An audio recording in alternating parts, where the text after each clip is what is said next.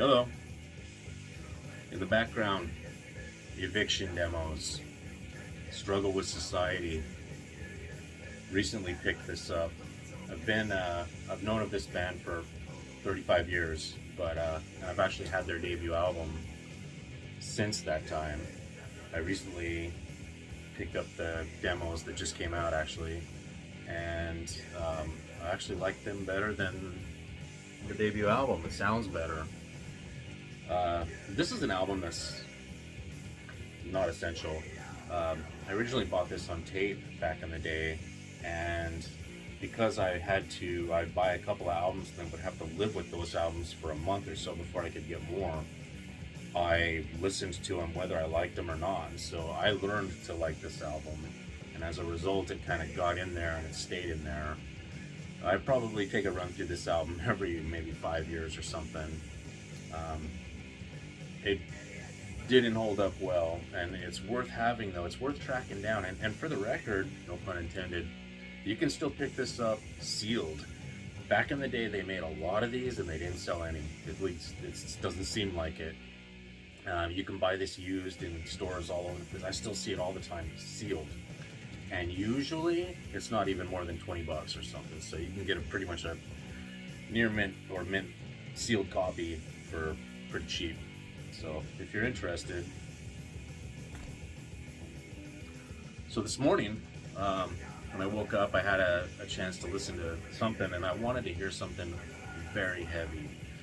And I just wanted that precision heavy attack. And so as I was looking through their albums, I got down to I saw the Septic Flesh albums, and I was like, that's it. So I picked the Titan album. That's the one that just loudly proclaimed, I'm the one.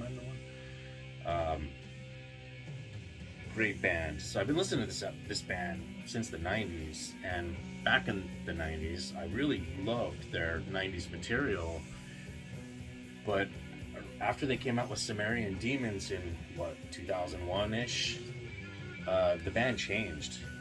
They got heavier, they got faster, they got way more precise, they started adding more elements to their music, and ultimately they started coming out with albums like this, Titan, which are just amazing pieces of symphonic death metal. It's really fast, it's really technical, it's really aggressive.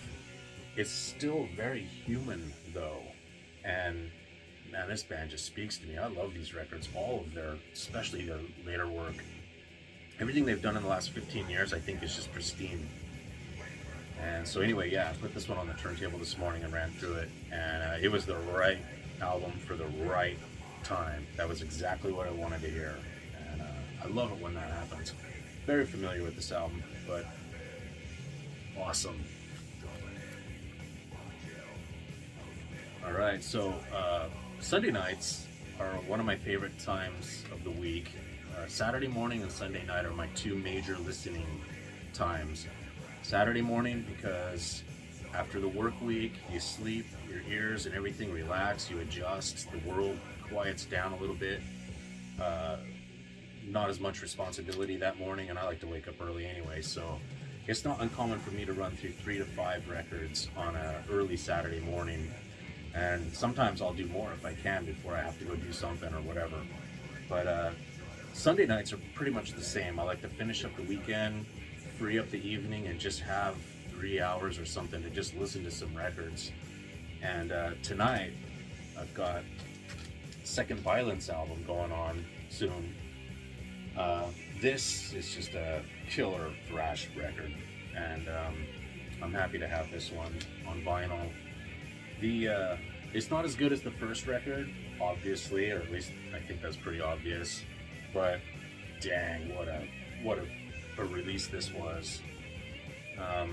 Still play it, still like it, still listen to it 30 years later. Great record.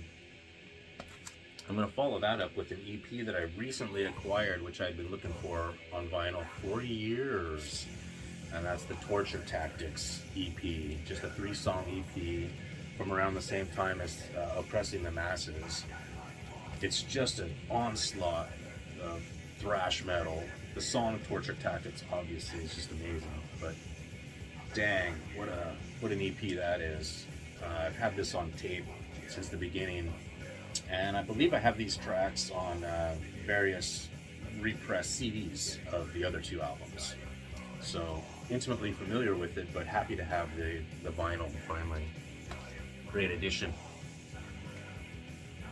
All right, so since I was a kid, I've obviously known and listened to the Scorpions. In the late 80s, I bought some of their 80s albums and just listened to them. Half the reason was because of familiarity to so many hits. It just felt familiar. And I do like them. I saw them in concert actually in 1990, I think. And they were good. But it would be years before I would go and discover like the Scorpions from the 70s and their early 80s stuff. And when they started doing a reissue campaign about 5 or 6 years ago, I decided that I would buy one album and then live with it for however long until I got to know it. I would kind of just treat it like it had just come out, and that there wasn't a whole bunch more to go by. And so that's what I did, and it was pretty fruitful to do that because I really got to learn these older albums. But this one in particular, the Taken by Force from 1977, is the one that really has stuck with me. And obviously, coming as a metal fan, going backwards into this, now I can hear on here the influence that this definitely had on speed metal and power metal later on.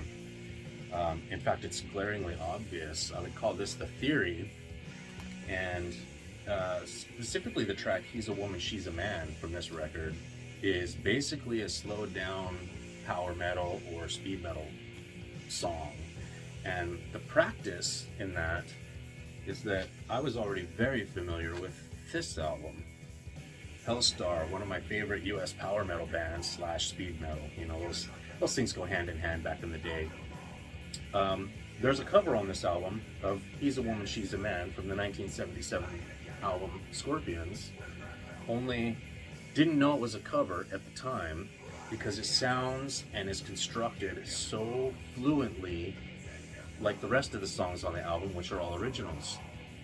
And again, you can just see the correlation between the influence here and the theory and the practice. And absolutely the Scorpions would turn out to have quite a bit of a influence on bands like this.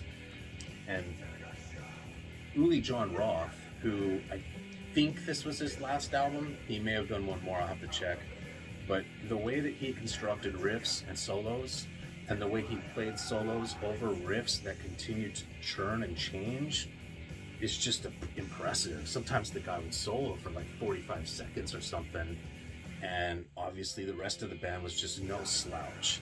They just had it. Definitely worth checking out. If you don't know this album, I recommend it.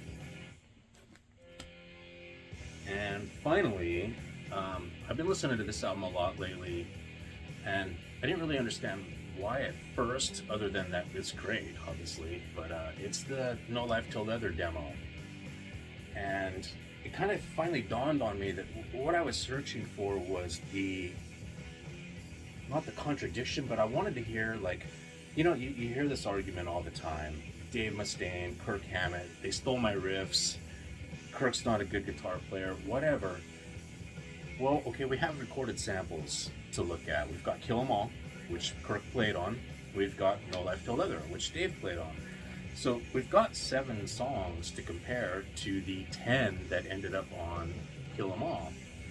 And I think that it's been really interesting to me to see in the amount of time, in the time that they recorded this, and then the time that it took for them to fire Dave Mustaine and then record Kill 'Em All within less than 2 weeks, I believe, the changes that were made. So the changes to the songs, there's obviously some lyrics, there's a few little changes here and there, but what did Kirk do with the solos is interesting because they're not just carbon copied. Some of them are very close, if not right on the money with what Dave was doing here. But Kirk did add some flair to it. He added some Kirk to it. So I don't think that he just carbon copied. I think he did the songs justice, and I like the versions on Kill 'Em All. Dave, you can already hear that he was a little bit chaotic on here, and you can definitely see that that was where his mind was going if you listen to Killing Is My Business and Business Is Good. That album sounds like controlled chaos to me. It sounds like a train that's about to run off the rails at any given time, and then he saves it at just the last second. And don't get me wrong, I love that. I think it's fantastic. I would never change a single thing about that album. I love that record for that very reason. And by the time Peace Sells came out, I was actually a little bit disappointed that that had kind of been straightened out a little bit. He was a little bit more controlled. And that would continue to be the case with Megadeth until there was no danger in it at all. But yeah, the two best examples of Dave Mustaine's playing in the early days are obviously this demo and Killing Is My Business and Business Is Good. And I do think that Kill 'Em All has Kirk's signature on it. I think that's Kirk's. Regardless of who wrote those original riffs, James also had a huge part in making that album the Metallica that recorded Kill 'Em All. Anyway, so that's what I got for tonight. And maybe one more if I can figure it out, but we'll see how far I get into this. Thanks for joining me, and I'll talk to you later. Thank you. Bye.